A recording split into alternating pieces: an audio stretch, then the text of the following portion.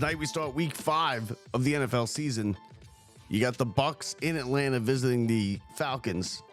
A good game, an important division game in that division, and the Bucs are surprisingly good.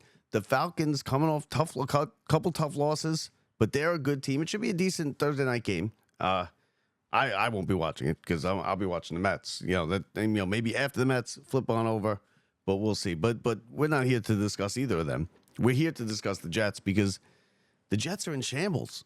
4 games into this Rodgers era where it's supposed to be all roses and Super Bowls, and they're 2-2. They just lost to a rookie quarterback in their own building of a bad team, and now the coach and the quarterback are at odds with each other. After the game, Saleh came in and he said, why? When asked about the false starts and everything and all the penalties that the offensive line had taken, he suggested that maybe it's the cadence that Rodgers is using and that maybe they need to switch it up. Well, that didn't sit too well with Mr. Rodgers, did it? Because Rodgers is really the coach. And who the hell are you, Saleh, to be telling me how to do my cadence? I have more free play touchdowns than any quarterback in NFL history. And if you don't know what free play is, when I use my cadence, a hard count or something, and the defense jumps off sides, I get a free play if we get the ball snapped. He has more free play touchdowns than any quarterback in NFL history.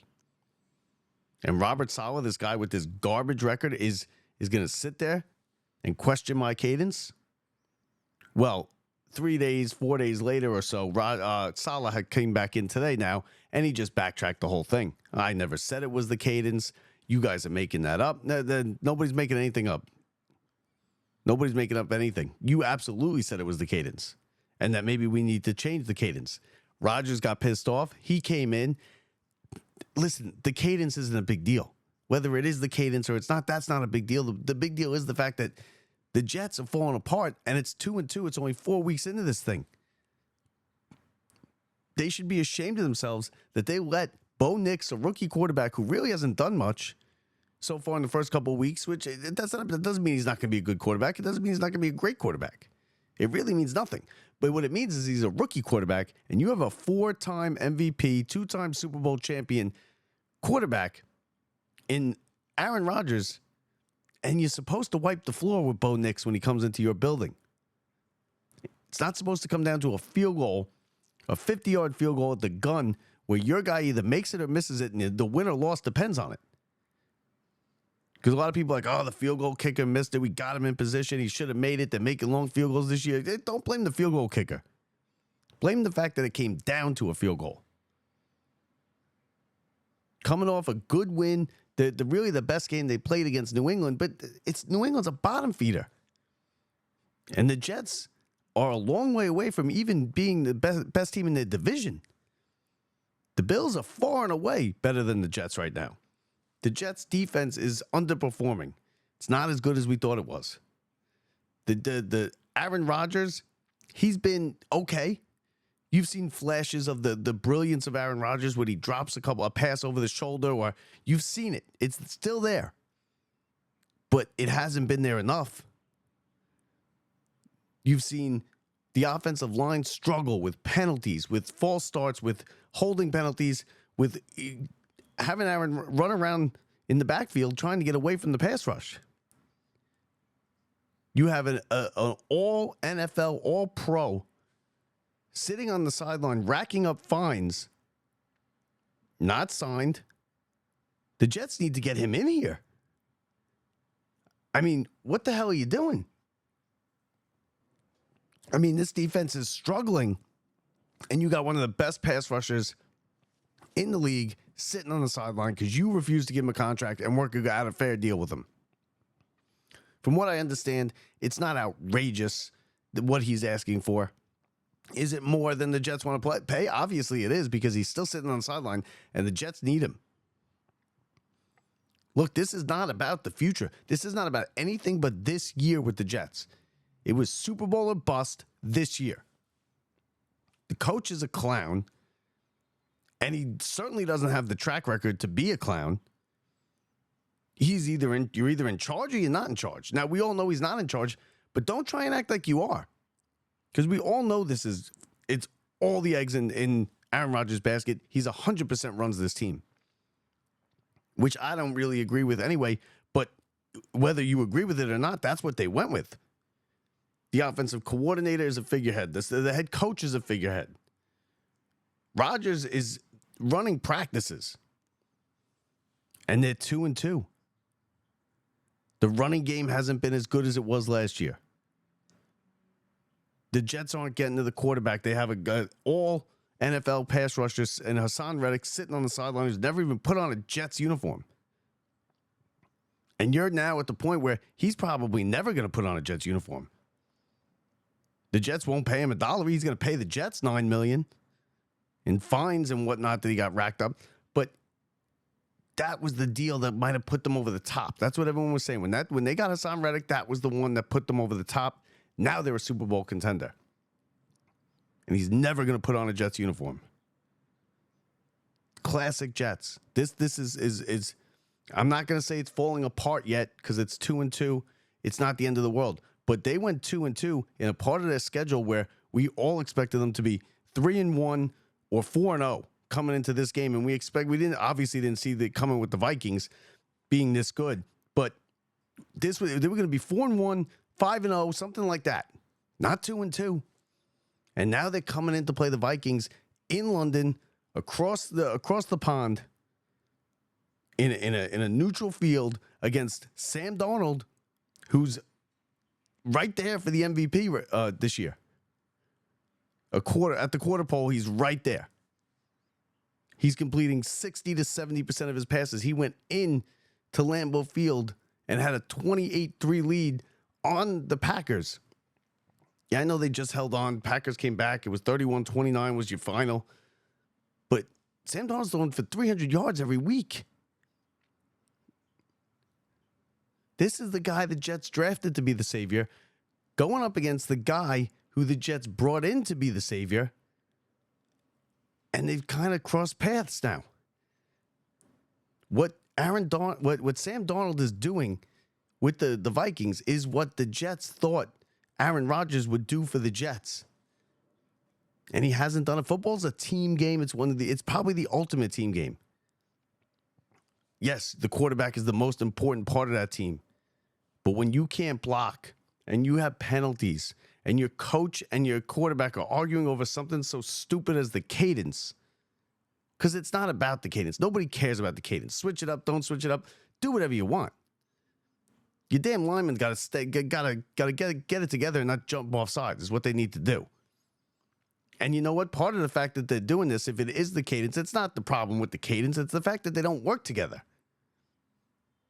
He didn't play all last year.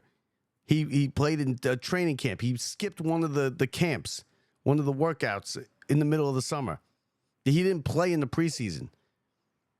Now you're 4 games in and you're 2-2 and you wonder what's going on? Why it's not cohesive? Why it's not blending together? Jets got the Vikings this week in London. Then they got, let me get the schedule up here. They got Vikings in London. Then home Sunday night, the following Sunday night, the 14th against the Bills. And then they go to Pittsburgh. These 3 games, the Jets, it's very realistic that the Jets could be 2-5, and this thing could be spiraling out of control before you even hit Halloween. These are 3 now, and they're off. They're off night games too. You got Sunday night. They're either prime time or they're off day games. You got Sunday night, Sunday morning. No, I'm sorry. You got Monday night against the Bills, Sunday night against the Steelers, and Sunday morning this week against the Vikings. The Jets could be 2-5 after 7 games. And you watch Aaron Rodgers. Listen, there's 2 different Aaron Rodgers. There's maybe even 3. There's happy-go-lucky Aaron Rodgers when he's the best quarterback in the league, the best player in the world, and he's fun, and he's laughing, and he's smiling. Then there's Aaron Rodgers, the crazy guy, the crazy political guy, who's, January 6th conspiracy theorist and Trump this and then the anti-vax that. And then I'm not playing good Rodgers, and I'm pissed off at everybody else, and it's not my fault because I am the best quarterback in the league, and it's your fault, and it's your fault, and it's your fault, and it's your fault. And that's the Aaron Rodgers we're getting to right now. That's you saw a little peek of that Aaron Rodgers here with this cadence thing. Now there's also things are falling apart for the Raiders in Vegas. Davante Adams is now starting to hint that he wants to come to the Jets, that he wants to play with Rodgers again. He hinted it in the summer. There was all kind of talk. He kind of shot it down, played with the Raiders. It's starting to fall apart there. Antonio Pierce doesn't really have a grip on that team. Now he's starting to leak it out through his agents and whatnot that he wants to be the Jet. Is he going to be the savior? Is it not Rodgers? Is it Rodgers plus he needs a couple of his guys? Because he's already brought in a lot of his guys. Rodgers has gotten whatever he wants with this team. He got the coaches he wants. He got the players he wants. He got the schedule he wants in the offseason. He can come and go as he pleases. He makes decisions. Nobody can second guess him. And for all that, the Jets got a 2-2 team. Second place. Long way behind the Bills in first place, who they're going to play next week. They're lucky they don't have the Bills this week because the Bills are coming off a bad loss. And the Bills travel well. And the Steelers, the week after that, we all know the Steelers are always good. Mike Tomlin will have his team prepared to no end for every single week this season. Robert Saleh's team, never prepared. And it's not like he could joke around because he's got some great track record. Robert Saleh has never done a damn thing in the NFL, especially as a head coach. He has a terrible record. The only reason he has a job is because Rodgers knew he could walk all over him and he wanted him there. Same thing with Hackett. I tell you, if I'm a Jets fan, I am worried at 2-2 and watching what's going on this week. And Davante Adams or no Davante Adams, listen, of course, it would be good to get him in here. He's a good receiver. So I'm not going to tell you it would be bad if he came in. No, of course not. Get him in here. The Jets will be better with him. But he's not going to fix everything. He's not going to stop the run playing wide receiver for the Jets. He's not going to let a rookie quarterback go up and down, stop a rookie quarterback from going up and down the field, losing to a bad Denver team at home. That was an alarming loss. The 49ers won. We said, okay, we can let that go. This week was alarming. And you could see the cracks starting to form around this team. And if they ever lose these next 3 games, right, well, you got to be looking at that 2-1 is your best scenario. Let's say they go 1-2. Now they're 3-4 after 7 games. 3-4 after 7 games is not good either. The division will be probably out of contention in the division, especially if one of the 2 games they lose is to the Bills. And now you're fighting for a wild card spot. That's not what it was supposed to be about this year. It's not what it's supposed to be what it was about. It's supposed to be fighting for the division, knowing if you don't get the division, okay, you get a high wild card spot, you get a home playoff game maybe. Now they're going to be scrapping and clawing just trying to get to the playoffs. The next 4 games, the next 3 really, and then the 4th one is in New England. And you know what? That could be tough too. But let's say they beat that. They win that game. 4-0 Sam Darnold this week. The Bills at home Monday night next week. Sunday night the following week, October 20th, against the Steelers in Pittsburgh. It's not about the cadence. It's about the cracks that are forming all over this team. The Jets didn't score a touchdown against the Broncos. They were in the red zone multiple times. The penalties, the discipline on the team, that's all the head coach. The head coach does not get this team prepared. He's just along for the ride. He's not coaching his team. He's along for the ride. And the Jets need a coach. Too late now. He's your guy. You're going to have to ride it out with Saleh. But so far, 4 games in to the Rodgers era, and it's the same as it's always been. Mediocre at best. Jets, Vikings, 9:30 a.m., NFL Network from London. hold on, Jets, because this could be a long Sunday morning. Watching Sam Darnold wipe the floor with the New York Jets, it could be a disaster. And can they recover? Yeah, they can. Jets are good enough. Jets got talent. Is Devontae Adams going to be in here next week? I think Devontae Adams could be in here for the Bills game. I think he will be in here at least by the Steelers game. And Hassan Reddick, you better do something about that because that looks really, really bad. That you have one of the best defenders in the NFL sitting on the sideline fighting for a contract. Give the guy what he wants. Within reason, as long as it's not absurd, give the guy what he wants. You got to get him in here. Having him sit there just looks terrible on ownership.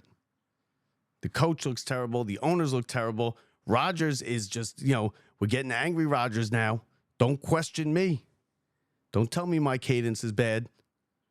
It's not me. It's you. Jets are in trouble. Let's see if they can get it together and win a couple games. It's not going to be easy. Till next time, everybody, I'm Bob Walters from the Brian Gunzel Studios. See ya.